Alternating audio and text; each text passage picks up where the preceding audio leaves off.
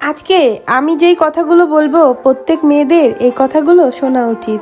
এই ভুল কখনো করো না।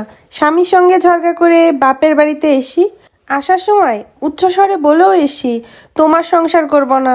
স্বামী আমার কথা শুনে তো নির্বাক হয়ে শুধুমাত্র চেয়েছিল। বাবার বাড়িতে আসা মাত্রই ভাইয়া জিজ্ঞাসা করলো, কি ব্যাপার আয়েশা, তুই হঠাৎ আমাদের বাড়িতে কেন? আমি আসতে পারি না নাকি আসা বারণ? আরে সেটা বলি নাই, তুই তো আসার আগে বলে আসিস, কিন্তু আজ বলে আসলি না কেন? এর জন্যই বললাম।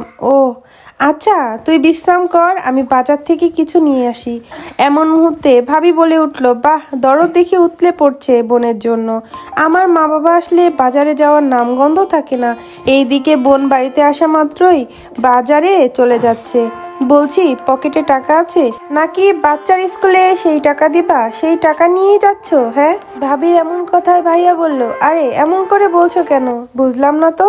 তোমাকে বাজারে যেতে হবে না, বাসায় যা আছে আয়েশাকে সেটাই খেতে দিব, ওই টাকা নষ্ট করিও না।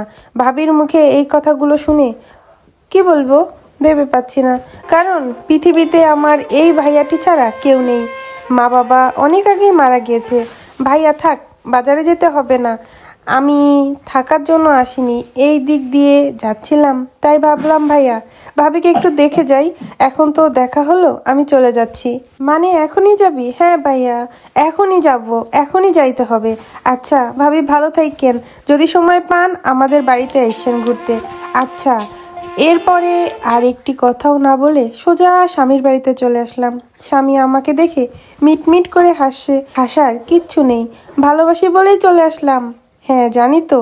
শোনো, তুমি রান্না বসাও, আমি বাজার থেকে কেনাকাটা করে আসি। আসলে বিয়ের পরে যদি সুখের কোনো স্থান থাকে সেটা স্বামীর বাড়ি। স্বামীর বাড়ি থেকে ঝগড়া করে একবার নিজের বাবার বাড়িতে যান, বাস্তবতা বুঝবেন, কে আপন কে পর তখনই বুঝতে পারবেন।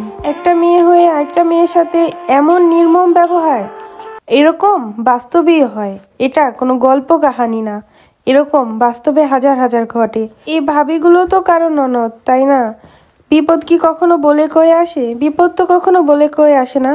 দুনিয়াতে কত প্রকারের পরীক্ষা সৃষ্টিকর্তা যে নেয়। আমি মনে করি বিয়ের পরে বাবার বাড়ি কম যাওয়াই ভালো। বছরে একবার বা 3 বছর পরে একবার তাও যাওয়া ভালো, একদম তো না গেলেও হয় না। মা বাবা যতদিন বেঁচে থাকে ততদিনই বাবার বাড়ির অস্তিত্ব থাকে। মা বাবা চোখ বন্ধ করলে কেউ তোমাকে বলবে না আমার বাড়িতে বেড়াতে আসো, কোনোদিনও বলবে না। আর ডিভোর্সি মেয়েরা বাবার বাড়ি থাকলে ভাইদের গোলাম হয়ে থাকতে হয়। একমাত্র স্বামী হলো মেয়েদের নিরাপদ আস্তানা। আর স্বামী যদি ঠিক থাকে তোমাকে সবাই মূল্যায়ন করবে, স্বামী যদি ঠিক না থাকে কেউ 4 পয়সারও মূল্য দিবে না। স্বামী ঠিক তো দুনিয়া ঠিক। একটা মেয়ের বিয়ের পরে ভরসাই হলো তার স্বামী।